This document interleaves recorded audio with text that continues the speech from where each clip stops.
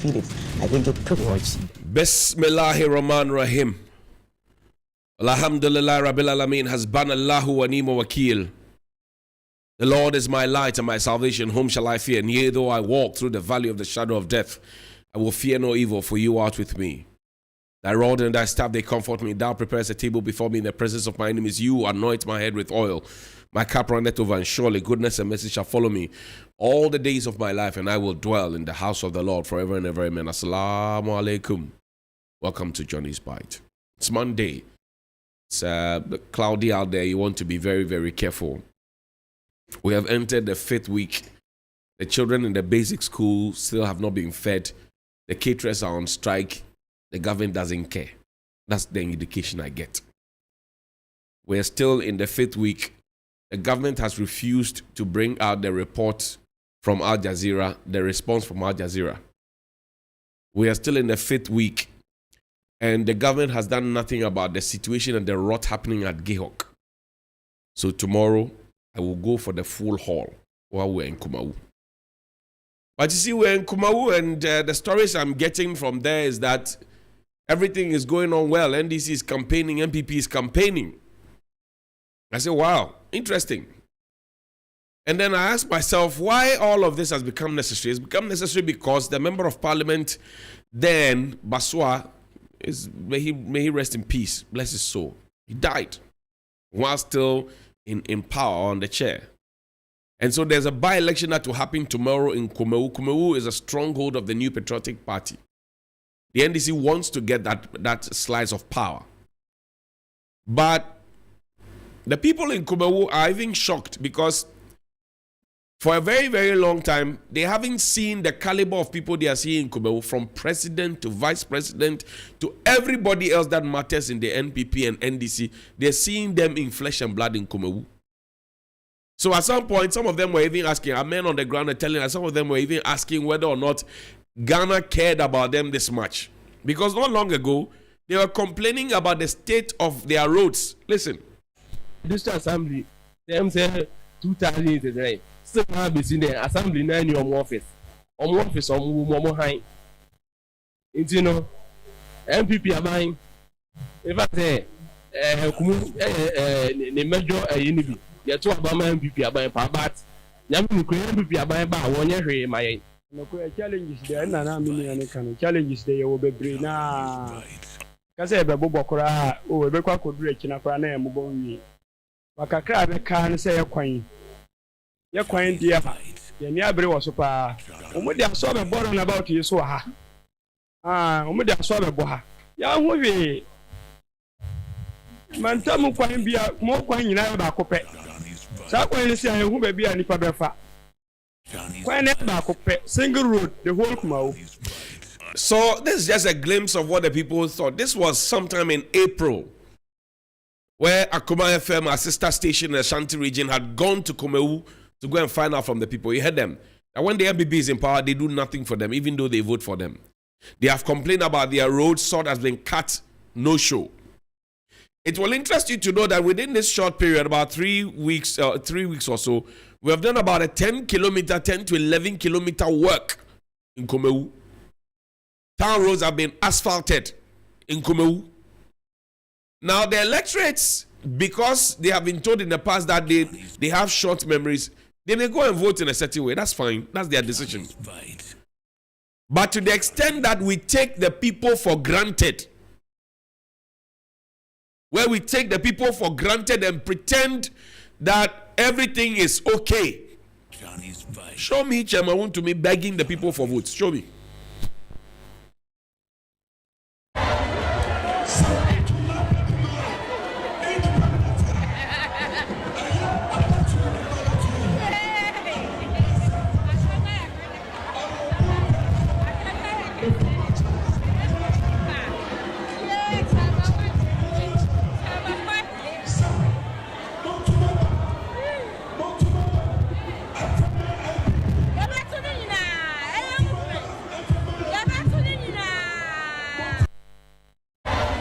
So here is the chairman in the stronghold on his knees begging for votes.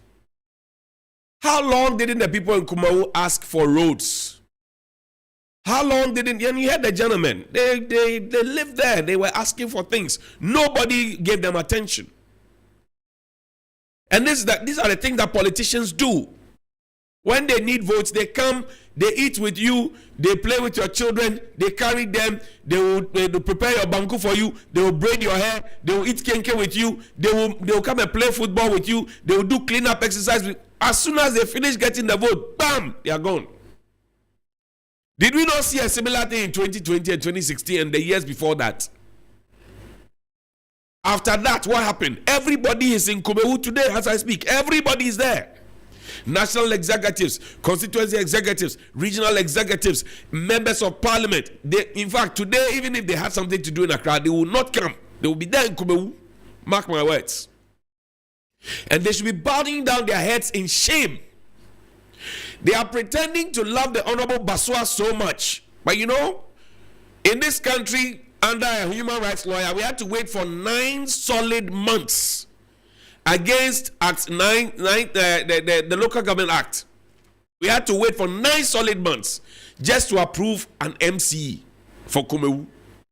And in that approval, the same Baswa whose funeral everybody is attending and everybody is pretending that, oh, we like Baswa so much, he was a good man. In Ghana, when you die, you suddenly become a good man, even the most wicked person on earth.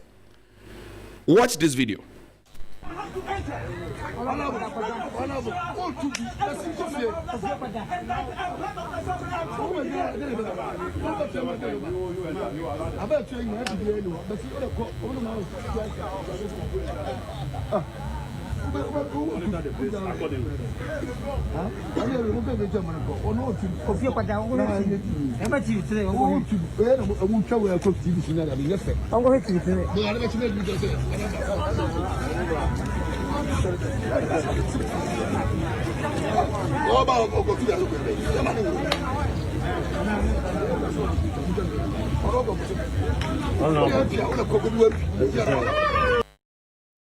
Now you saw the heavily armed police people there. Heavily armed though, police people. That was the member of parliament, the late member of parliament. That's him on your screen. He was prevented from entering the voting center. And the argument was that he doesn't have a vote. We know that members of parliament are ex officio of the. They don't vote. This was an assembly activity. He said he wants to be there. They said no. They prevented. Baswa who today is being eulogized. The same Baswa who is being presented to the people as if they loved him too much. The pain and the mafia they play, the thinking that they put on him, who knows, that may have caused his death. He was prevented. Show the video again, let me talk about it. He was prevented from entering. Member of parliament. They are choosing a DCE who will work with him. He was prevented. He was prevented from entering. Member of parliament though, he's not an assemblyman. He's not a watchman. He's not a gateman. He's not a deputy chief farmer of Kumawu. He's a big man, father of the constituency. He was prevented from entry. Show the video so that I'll speak about it. He was prevented from entering. Heavily armed policemen. And I'm not the one saying it. It is there. The people were asking him to go and watch TV3, of course, the station of choice. He would listen to 3FM or Kumawu FM, stations of choice. But he was prevented. Look at him. He was explaining himself. Such an embarrassing spectacle. Today we are in Kumawu pretending that everything is okay. Now, what even broke my heart was the Vice President of the Republic, Dr. Mahmoud Bawumia. You have been given an opportunity to campaign at a local election. Listen to him.